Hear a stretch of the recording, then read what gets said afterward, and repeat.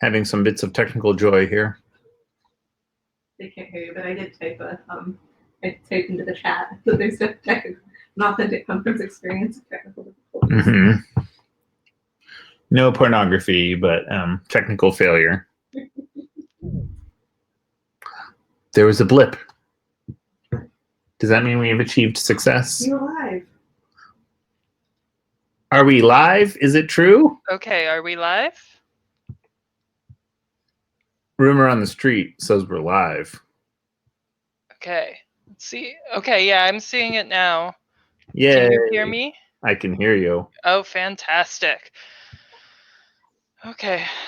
Well, let's hope that me closing the back end of YouTube didn't kick us out. Apparently, not only do I have to enter the stream key, but then I have to tell YouTube to go live. Oh. So. Okay, good to know. Lessons learned. Yep, this is why we're doing this at 10 a.m. on a Tuesday. Good time to charm. All right. So, hello and welcome, everyone. My name is Lydia Rogue. I'm the publicist and an editorial associate here at Microcosm Publishing. This is going to be the start of a series of live virtual events with authors, and to launch this, we have Joe Biel here. Who will now introduce himself. I'm just a lowly author. I've written some books over the years, and but before that, I founded a publishing company. Perhaps the first person not to found a publishing company for the purposes of publishing my own books, and I did that in 1996, 1 millennium ago. All right. Well, great. And I did the ultimate meta task of publishing a book about publishing books as my 8th book. Which, oh, you have a reference handy. Excellent. I do. It definitely my own personal copy. Wonderfully tabbed. Mm-hmm. Yeah. And this is Ruby, another author whose debut comes. Oh, I lost you for a second. I'm back. Ruby decided we should be muted.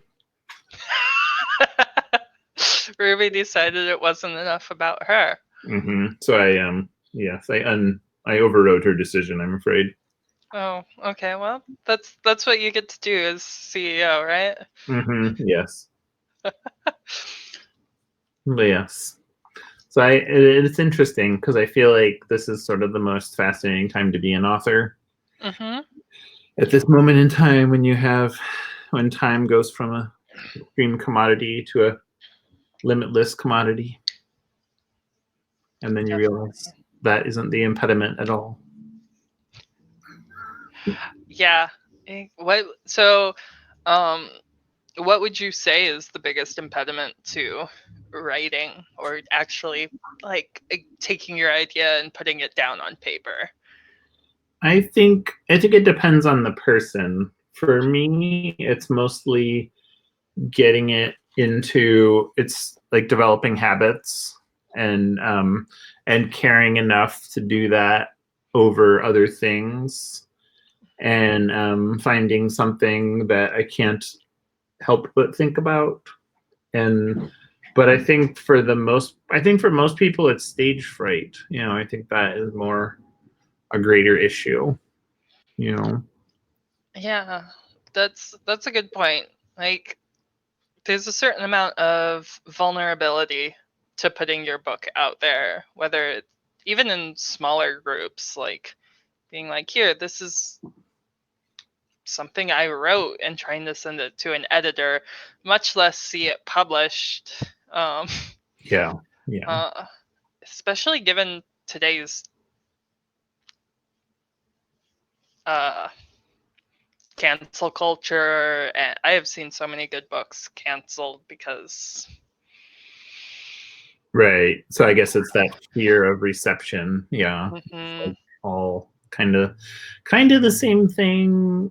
But I feel like people are worried that their thing won't be as profound as they think it is, or it just won't, like what seems smart to them will have some obvious thing that they overlooked after it's too late, Mm-hmm. And I've heard that from authors over and over, that fear of like, I'm not gonna, I don't want to do it yet because I fear that I might screw it up. And you're like, well, there's always that fear. Yeah.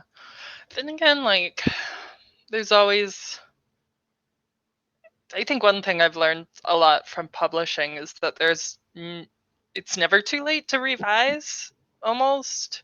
There's always the possibility, at least, for a new edition or supplemental material or. Mm-hmm. Yeah. I mean, you can like issue clarifications or corrections should it come to that. Like if you feel that your work is being interpreted in a way you did not intend. Mm-hmm. I think a lot of, and that's painful. I think that happens more times than, we would even realize, even about authors we like, that they are feeling the loudest critics who are not necessarily the majority, but that is very much what tempers their perception of their work in the world. That's kind of what I see over and over is, or you talk to somebody that seems like they're having a great old time, and then you hear about how they perceived it, and they're like, I only ever hear from people that hate it, and you're like, oh, not what I would have thought. Yeah. The critics seem to always be the loudest, which is hard. Mm-hmm. That's just like psychology, though. That's not them actually being the loudest. Yeah, that's true. That is very true.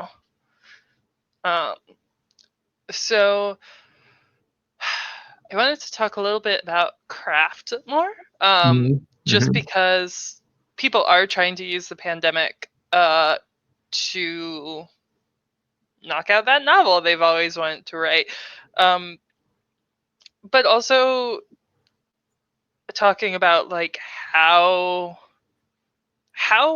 a nonfiction book specifically is written, because there are all sorts of how to write your novel in a week guides out there, that'll take you from the blank page to a polished draft. But I feel like there's not as many how-to guides for nonfiction. And so what kinds of, like, how do you go about starting to write a nonfiction book? How do you recommend people do that?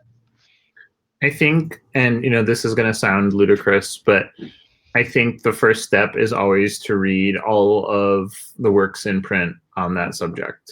And, sometimes you'll find that there is so much that is a impossible feat, because you would never read it before you died, because there just isn't time.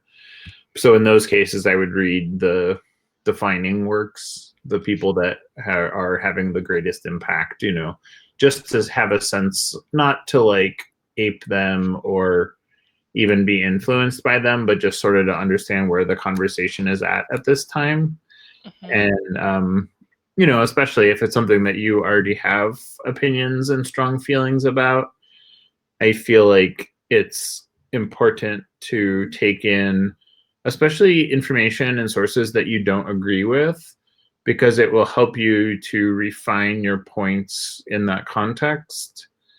And I think it's really important to really speak to every audience rather than just like a specific bubble, because your book will get outside of the bubble that you exist in. And I think a lot of authors don't realize that. I find that really interesting, mostly because that parallels a lot of advice for fiction writing, which is read in your genre, to learn the tropes and what the audience expectations are. And so like that's one thing I've definitely learned, is that people think it's a really different beast from novel writing, but at some point it's not. Just the genre is more narrowly defined than like rom-com. It's books on publishing or Right. Yeah. And I like that too, because I feel like the trouble of being a fiction writer is the trouble of being a fiction reader, is that you feel like you have to pick several cliched and or predictable formulas, and you don't really. But it's hard to get into that mindset because, you know, it's sort of the archetype, and it's like once you start thinking of yourself as an author, you start putting yourself in a box and you start limiting the way that you approach the story, you know. And I've seen that happen to experienced people too. So, you know, to me, it's, you know, for example, with the publishing book, I read dozens at least of publishing books. Almost, you know, 90% of them were really not to my taste, and probably 70% of them, I think you could just call them bad, you know. But it's that 10 to 30% that I was like, okay, they are, you know, the information is not bad. It's not how I would present it. It's often outdated. It's really overwritten. And so, but that all helped me to really see the need for, you know, simplifying, and it's making it not feel like a burden to learn a craft, you know. And I feel like I'm currently in the process. Well, I read dozens of books about writing, and the proportions were about the same, actually. That there were about 10%, and I found one yesterday actually that I was like, wow, this is actually a good book. Look, I will read this book, and not only because I'm being encyclopedic right now, but because it helps to see, you know, a lot of books that purport to be prescriptive nonfiction are actually just like veiled memoir, or telling you about, you know, the like emotional journey of X topic, you know, or whatever. Like, that seems to be most of the books that get thrust into my hands when I go to Book Expo or things like that, or books like that. What do you think? What's the methodology of writing? I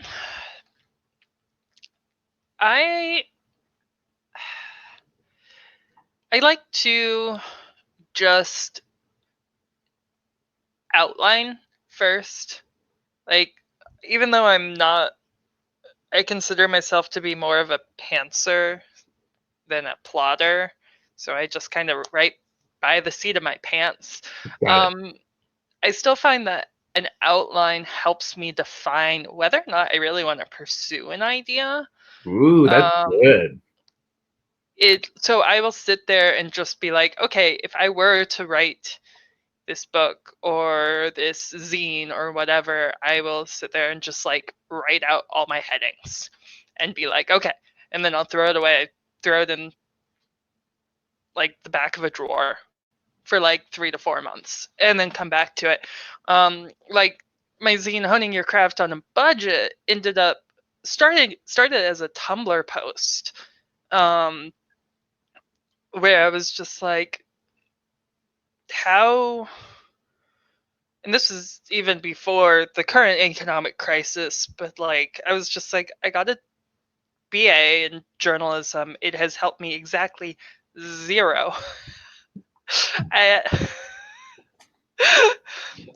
You know, it hasn't helped me a bit in my current career, and really did not help me pursue anything I wanted to. How do I help other people not make the same mistake I did and drop a lot of money on a useless couple of letters after my name that aren't that impressive, you know?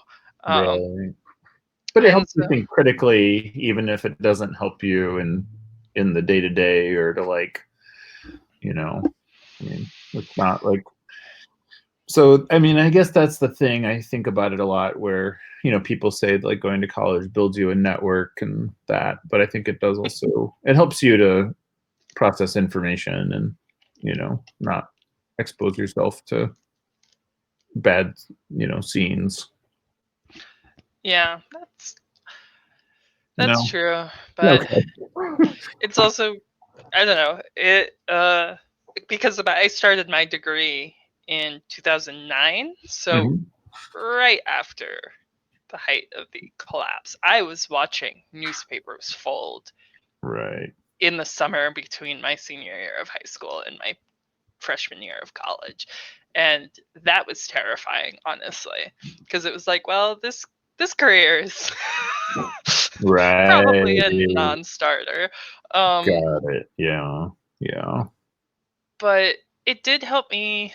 Like, one thing it did help me with was just production. And I think you talked about this a little bit in Unfuck Your Writing, Mm. where you just write it. Just write, a 250 word version of it, a 500 word version of it, 1,000 word version of it. I did a lot of that pursuing the journalism degree, because they're like, I mean, the school I went to had a bi-weekly school student newspaper, a bi-quarterly student magazine, and a quarterly environmental magazine. Whoa. Okay. Okay. So there's a lot of opportunity. There was a ton of, and that was on top of, journalism 101 classes where they're Right. like, go to the current art exhibit at the art gallery building and write a fluff piece about this to learn how to write fluff pieces. It's like, okay, this is Oh, gotcha. Yeah. hmm Well, or yeah. I mean, those are important, things to go down. Maybe you don't want them on your permanent record, but like, it's an important thing to learn so you don't try to make every single time you put pen to paper into your magnum opus, because hmm that I feel like is the death knell of writing if there ever was one. Definitely. I was actually talking with another author on Saturday, and Kate Tempest Bradford, and she was saying that the one thing that she always tried to impress upon students, because I just took her class on writing the other, is that writers, like all other artists, need warm-ups first. Um, you hear about visual artists doing warm-up sketches and stuff, but writers don't get this thing where they're like, no, just try it. Just describe that photo, whatever. It doesn't have to be for anything, but sit down and, oh, look, they're, describe those puffins. What are they doing? What do they look like? What do they. Right. What are their interests? What are they thinking right now? Tell the Mhm. story that you see in that photo. Yeah. Yeah. Yeah. And that's similarly, I write Ancora for that same reason, is to get started, because there's prompts and, you can, everybody, and there, it has the same kind of reward that I seek, which is, it entertaining somebody or educating somebody or helping somebody to see a topic in a new way. I feel like all of those are my pursuits for writing.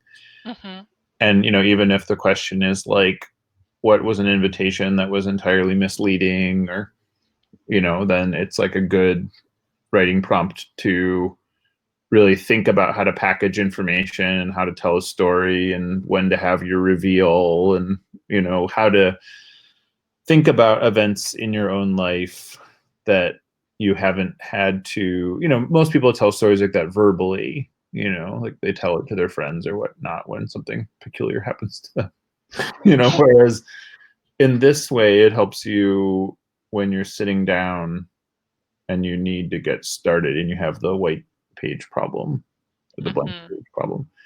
And, and now my real big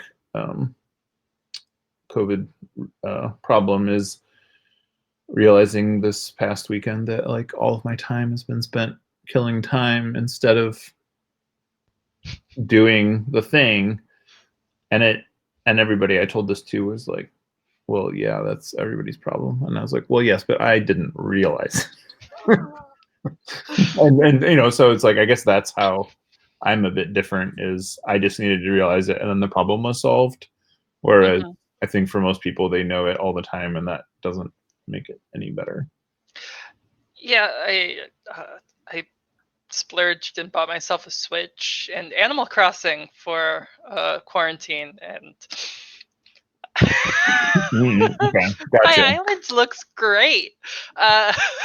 So it's like another distraction, yeah. Yeah. But, I mean, it's not a distraction so much as like you need those things in your life too. And people always say like that they want to be a full-time writer, and you're like, I don't think you understand how absolutely emotionally taxing that is, and that is really not an enviable career, to be creative all the time, because it really takes so much out of you. It does, and I think that something that people are like, even I didn't realize, because like, yeah, full-time author sounds great, but there's so much work to it that isn't writing. Yeah. It's not the like book tour and author signings that everybody dreams of, which like, especially right now, but like, it's where do I sell my next book? Even if once you've sold one, it's no guarantee you sell the next. Author talks, trying to get, speaking gigs and managing relationships and not pissing off editors and things like that, where you're trying to balance this like thing of where sometimes you just don't have the time to write because you're doing everything else that comes with being an author. Right. Yeah. And I feel like it's like all of the worst problems of self-employment plus all, so it's like you have to do time management around the most difficult of creative pursuits, And so, yeah, I similarly, I've tried it every which way. Do you, so when you outline, what do you do after that? What's step 2? Step 2, it tends to be, well, after I pull it out of the drawer and I'm like, yes, I do actually want to pursue this. It's happening. Yeah, which sometimes it just sits in the drawer and never collects dust, and that's fine. Step 2 tends to be just regurgitating what I know.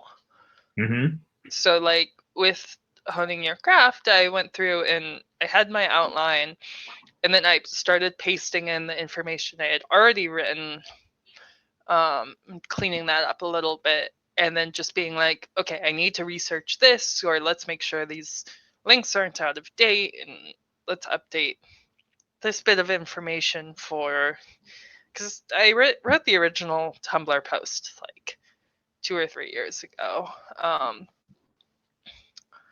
And, just being like, verify that this website still exists. Right, for example, yeah. And then going through and applying what I had since learned and being like, okay, maybe reorganize this bit and whatever, and then going, okay, now I know what I don't know, and I can go and find that out. Then again, this is something that like you can't see it, but I have like 2 of these shelves just stacked full of writing books. So this is not something like, whoa, I was pursuing off the cuff. Right. Something that I had pretty decent background knowledge, especially because I started writing it. Well, it came out like right around my first year anniversary here at Microcosm too. Right. So it like, this isn't something that I was like, I want to research this completely random thing. Life and times of trans people, on the other hand, Mm, that has been a lot more tradition, like what you were talking about, where we sat down and did a fuck ton of research to even pull together the 40, 50 names we sent you for the outline, right. and then that was just for the names. Like, generating the names required so much research, and now going back and reading biographies and articles and taking it apart and putting it back together. And so that, I think, for me at least, when I'm not as familiar with the subject, your method works better in that I try and learn a lot about it all at once and then start outlining and putting it together. Yeah. And that's sort of my, like, I outline after I do all that, and I have like normally about 7 pages of copious offhanded notes that would make no sense to anyone but myself, where I'll just have like 5 words that will explain a concept to me that I learned from something else, or just a reminder to include some point or another. And it is, I mean, it's not for the faint of heart. Yeah, when I do fiction writing, I will do that, and it'll just be like a sentence, and this is my scene. Like, this character does this, and this person gets mad about it. That's it. Mhm. That's Yeah. it. I get 5 pages out of that sentence. So I tend to not do the very traditional, like, topic, subtopic, subtopic outline. I Mm. never have found that particularly useful when writing. I don't know. Nah, yeah. I just have chapters, and then I have ideas within those chapters, and then they often end up in a different place in the end, either because the editor demandeth, or because it just like doesn't make sense once you've actually like written how that chapter reads. Hmm. And then you have to go back and be like, okay, everything on this subject actually now forms an additional chapter.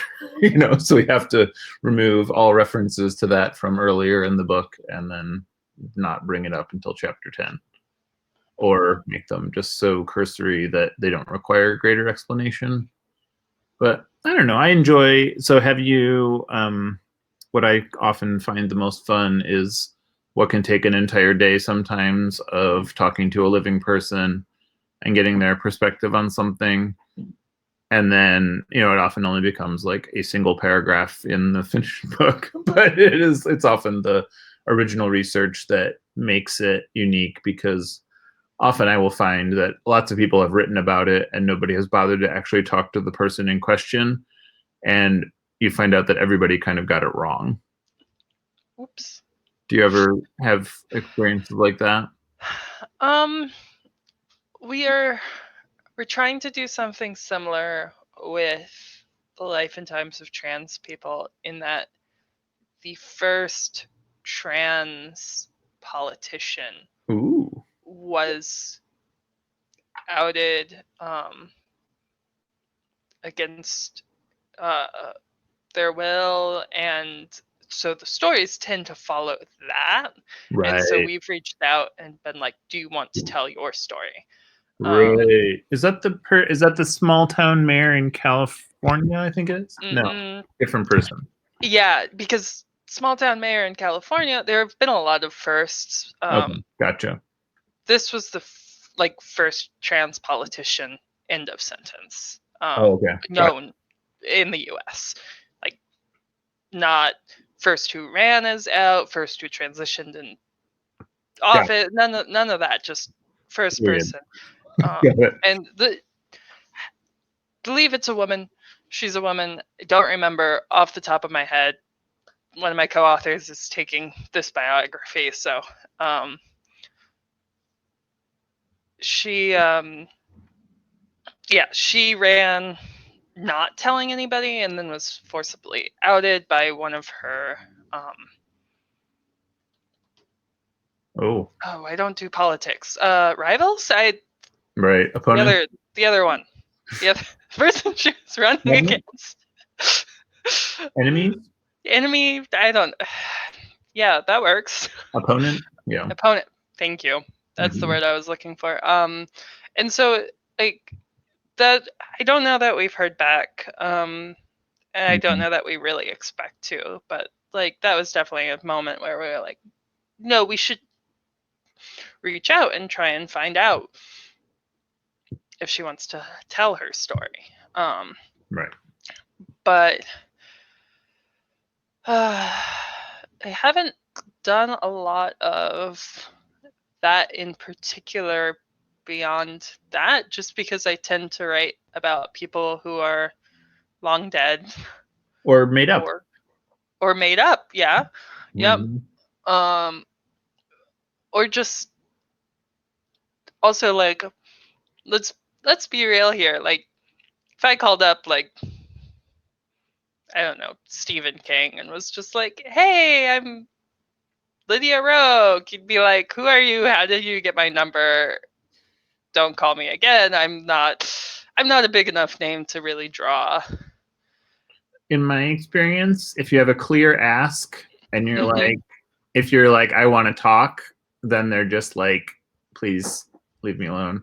But if you're like, I want to get your perspective on this thing that happened to you, Mhm. then pretty much, unless it's the only thing that this person has ever asked to talk about, or you're like in the height of the fervor around said incident, Mhm.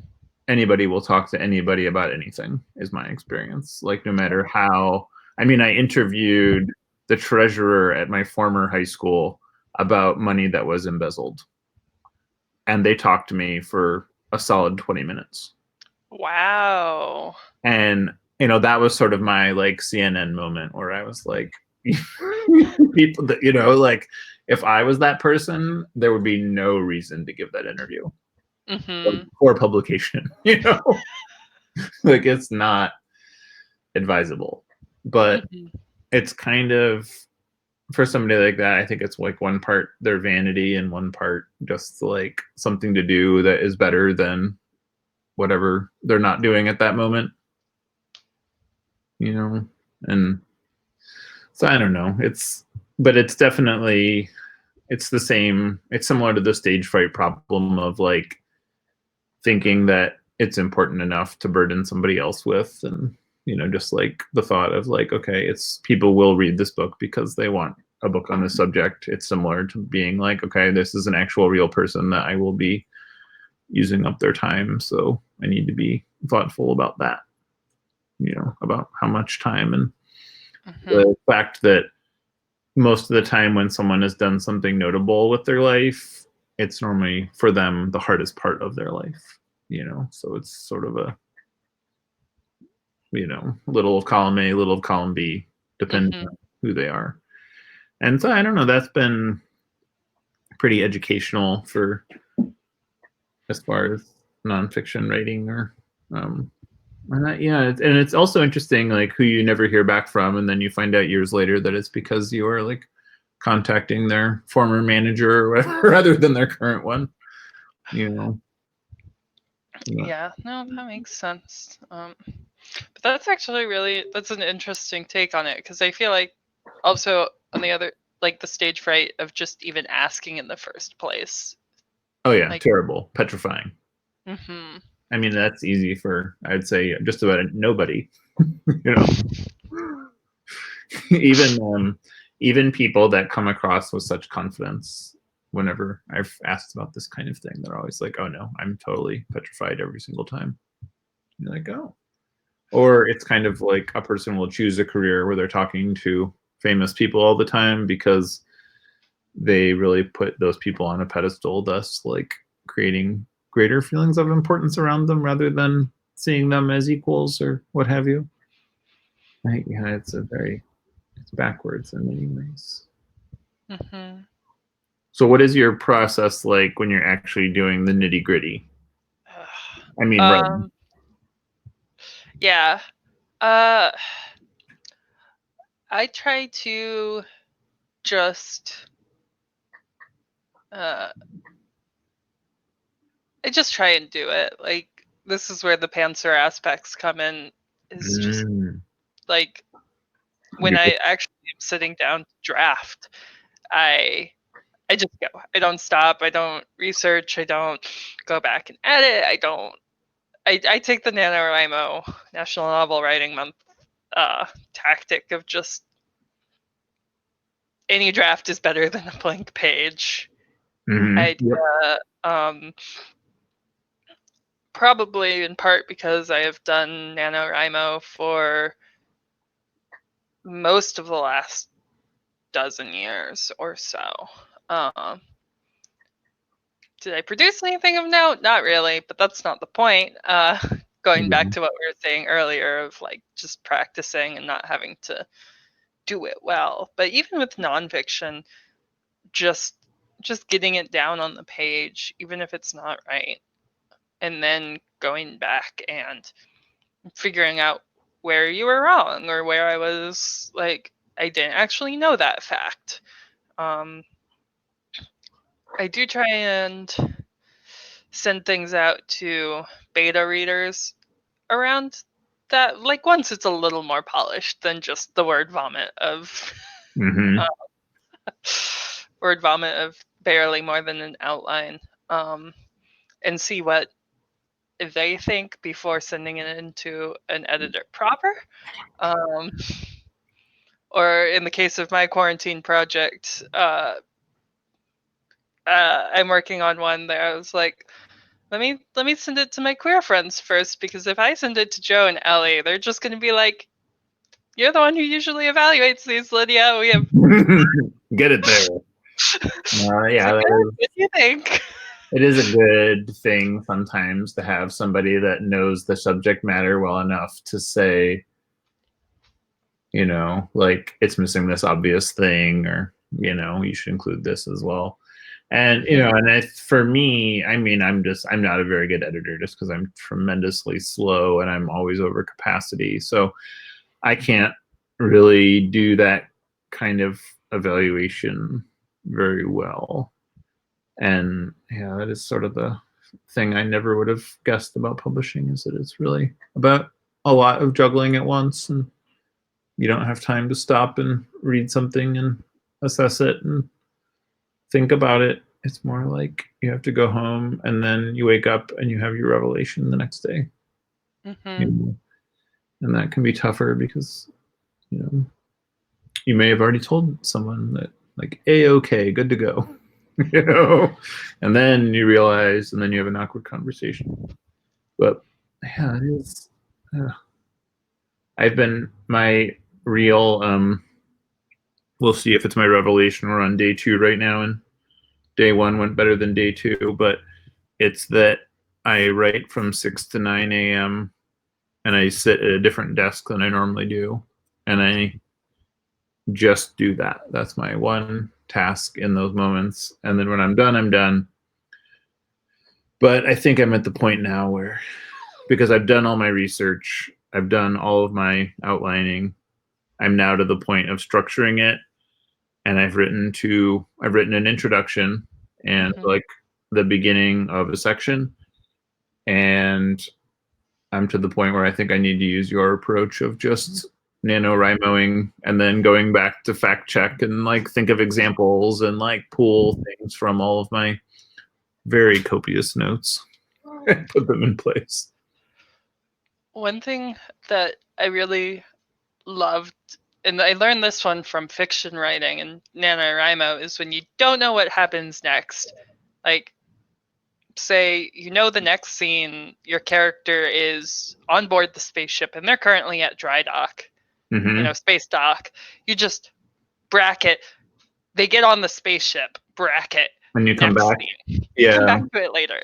And I'll do this too. Like when I'm writing, just fact check this, or something about the state of publishing in 2008. You know, just something where it's not like you're still advancing it from the outline, but not necessarily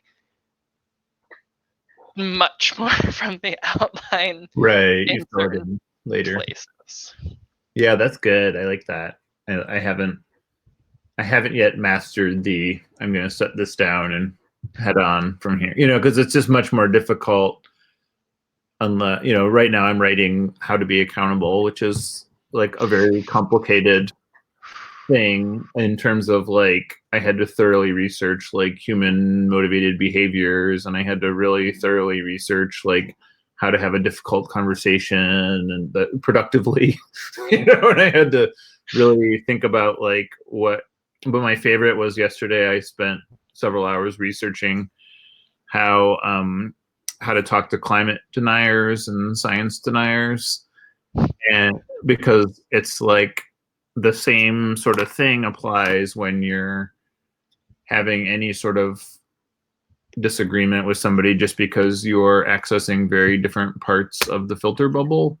Mm-hmm. And I feel like that is so much of like our modern world conflict, and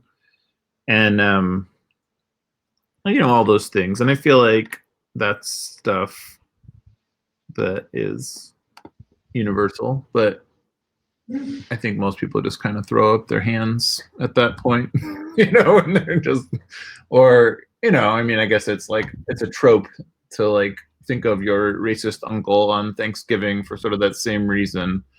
And then those people, like, the question is not like how to be civil, it's like how to bring them to your side of the table, Mm-hmm. And so trying to think of like, and this is sort of the harder part, is I'm trying to write the book in a way that it's not didactic, but so much as like making it so a person can access their own decision-making skills about how they want to engage themselves, like what are their values, and then not imposing their values on other people. And so it's just, it's a difficult one to be like Board's spaceship. I'll come back to that. Yeah, that is totally fair. I do feel like nonfiction is a very, very different beast than fiction in that case. But I guess like what I learned was giving myself permission to skip ahead to the fun parts when you Yep. need it. Yeah, that's good advice. And it's, because I think so much of writing is like punishing yourself and the slog and not really focusing on the fact that it's supposed to be fun and exciting, or you would, be a stockbroker or whatever, I did want to see really quick if the audience had any questions about craft, about anything we've been talking about. We did schedule this for during the workday, mostly so that we would have no questions. Well, also so that we could work out the kinks without, people banging down our social media asking why the live stream wasn't up yet. Where is Dr. Faith's new book? Yeah, exactly. Our number one question. So if anybody does have questions, you can put it in the chat. I am keeping an eye on it.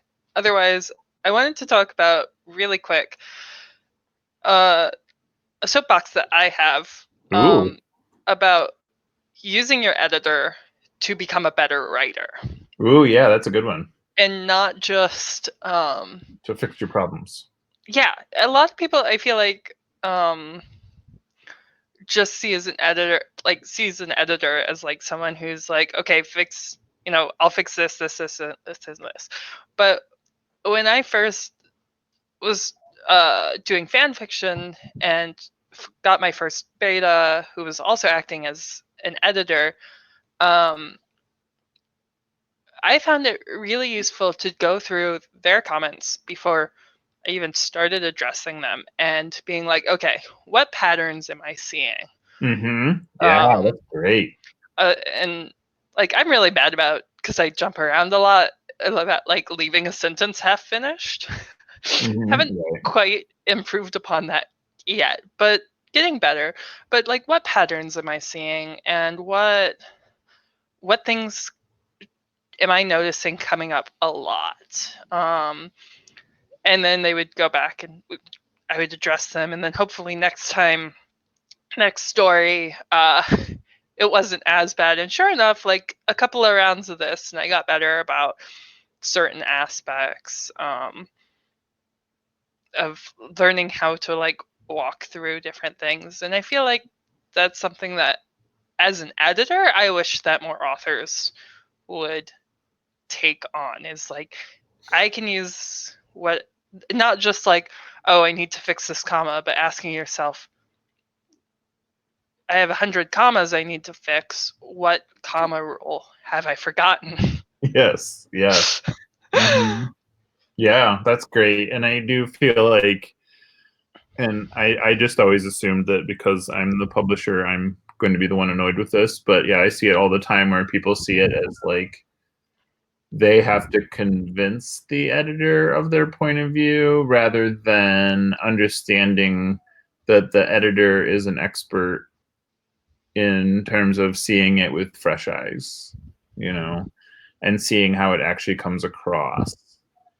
And often the two worldviews are not even incompatible. It's more just like and maybe this is because my number one problem is I write unclear sentences, or a sentence that is very clear to me but is not clear to often or it's like interpretable in multiple ways.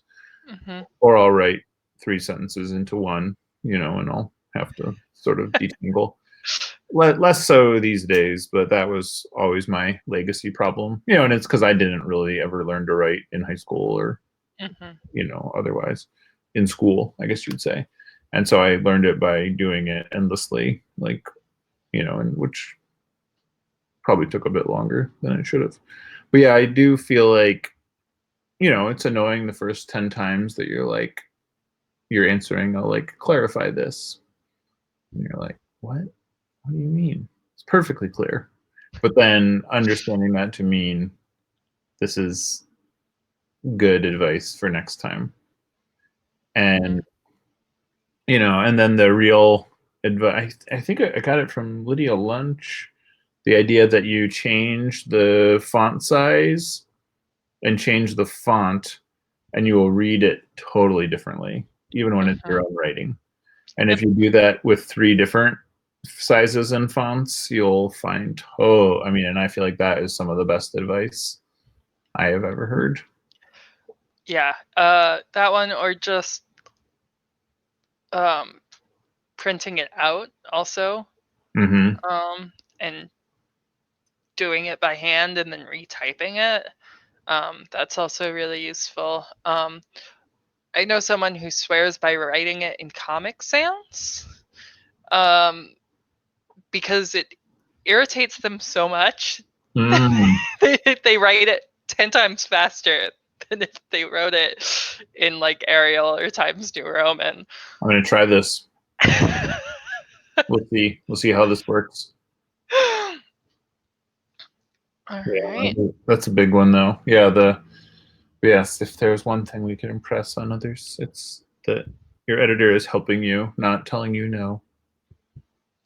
Yeah, but also when the editor is telling you no, maybe they have a reason for it, and you should probably, like, you can ask why, but like, if they're having to put their foot down and say no, there's also like usually a good reason for that. Right. Yeah. All right, I am not seeing any audience questions. Oh, here's one. How do you make yourself keep working on a project in later stage edits when you are so sick of it? That is a good question. You really have to see the forest through the trees in that moment. You really have to be like, the point is that we are going to see this through because it will become a thing in the world that will be read by somebody other than myself and my editor. And that is the greatest reward, I feel, or the greatest motivator for me. Maybe different for other people. What do you think? I when I reach that point, I get mad at myself, and I just it motivates. I get angry, and so I finish it, because the faster I finish it, the faster I don't have to look at it ever again. Hey, whatever works. Yeah, that's how it works. But sometimes also I will go back and just, at least with fiction, I'll go back and read it like I was a reader, to remind myself why I fell in love with the world and the characters and the storyline in the first place. But thinking about, like, in terms of nonfiction, of like who it's going to help in the end is also a really good motivator, and I feel like is kind of the other side. Like, thinking of the reader ultimately is definitely a good one. Yeah, and I have that too, where I used to read it until I didn't want to make any changes, and now that is sort of a, I don't know. I guess I still kind of do that. Sometimes if I read something again years later, maybe my style will have evolved or something.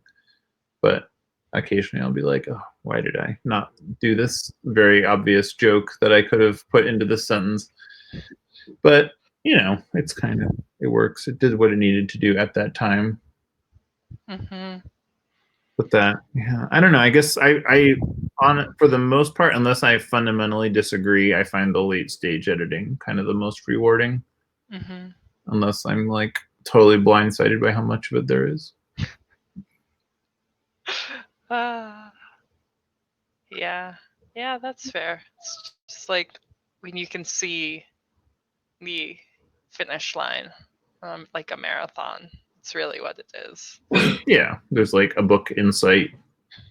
Yeah, and I mean, it's a little easier. I think of it in terms of like compared to editing video, where the most rewarding thing is to watch the reel after you've edited it, and then you're like, oh wow, it's like worlds better than it was this morning, you know. Whereas with writing, you don't really get to see that. You can't really compare A to B, and just, you know, because the process feels so incremental, you know. So you have to just kind of recall where you've come from. Okay. Any last parting advice for any current viewers or people who are picking this up later? Don't write angry. Well, you know, unless it suits the piece. But otherwise, yeah, you can kind of, or if you do, at least don't edit angry. Or revise angry, I suppose. Save your anger for either the writing or the editing, but not both. Yes, yeah, you want to have different, and you know, and yeah, I guess that's a good one too. Reading and editing and revising in different mindsets, you will read it differently, just like a different font. Oh, we did have one really quick last question. Are you finding any motivation issues right now when you can't go anywhere or have the distraction of being with people? Wait, is it good to have the distraction of being with people, or is this the distraction of being with people now? Both, I guess. Like, we'll see if the asker has a clarifying point. But what's your answer? Honestly, I'm finding a lot of motivation issues right now. Just because my entire world right now is my 1-bedroom apartment. My spouse and our rats, our pet rats. I think we're supposed to call them coworkers now. That's right. Okay, my coworkers who live in a cage and demand treats. Like most, you know. Yeah. My coworker who is whining at me presently. And And I find the whole thing to be just super distracting. And like one thing that I think people should keep in mind is that like I see this reposted on Facebook and Twitter and from therapists and everyone just it's okay. Like we are going through a collective trauma right now. Yep. And so you don't have to be productive. It's okay to sit down and play Animal Crossing for a while because your brain is not coping.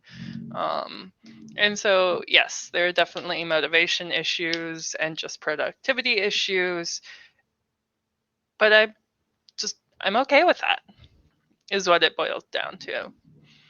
Right. And to me, it seems like there's times where if putting endless pressure and shaming yourself and feeling bad, if that isn't getting you the results that you want, doing more of that is only going to make you feel worse. It's not actually going to get you those results. So it seems like in those cases, that just means you need a break and you need to really focus on something else. Whereas if you have, like if your actual trouble is organizational or focus, then, having more like a more rigid schedule or a greater amount of structure in your life might actually help, since that works for a lot of people. It's the same way. Like I was really excited. I used to stay home one day a week, and then for the sole purpose of never getting out of my pajamas. And then I found that like I never did anything that day. And then I found that it was also like the busiest, fastest day, all three of those things simultaneously somehow. And then I realized it's because that's why most people don't live their life that way. Like you don't actually, you have to sort of figure out a structure that works for you and adhere yourself to it. Or in some cases, what is good is like give yourself a reward when you do actually do the thing and have that reward sit like within sight when you're like, okay, when I finish this, I get the chocolate or whatever. Oh, and let's see, the asker clarified having the distraction of being able to go out and be with people is a good thing. Honestly, you're asking, at least in my case, you are asking the wrong person. I did rarely go out anyway, except to go to work. But I am missing that a lot. A lot of what ended up happening was a lot of my in-person events transitioned seamlessly online. My writers group still meets up. It was actually funny. I joined it just before the last in-person meetup. I couldn't make that one, and so we've just been doing it via video conferencing like this. And so for me, the transition was completely seamless. I mean, yeah, I missed, hanging out with them in person, having drinks together, giving them hugs. Didn't think I was much of a hugger at first, but now, yeah, I'm a hugger. But for me, having been, I'm not a native internet person. I read because of internet, and I forget which category I'm in, but I'm one of the early adopters, I think. I forget what category, but because I'm so integrated with internet stuff, this transition for me was completely seamless as far as finding distractions of being with people. Even if most of the time now it's Zoom calls or Jitsi calls rather than going out and having tea or a drink together. Right. Yeah. And yeah, I don't really think of, whenever I would have like motivational group things, I would find that to be like edifying, and it would help me to feel good about like my role in a group, but it wouldn't actually help me to get things done. Just like, socializing is often the enemy of productivity. Other than like maybe as a reward. But I'm honestly not terribly social either most of the time. And having some level of human interaction is good, but I don't really. I'm an introvert, and I'm often an introvert to a fault, where I would much rather make something than socialize with somebody. So I don't know. It's a different kind of thing. Yeah, definitely. But and again, it's like, I think the important thing is to figure out what works for you, and then not being hard on yourself, because that doesn't get you where you want to go. Yeah.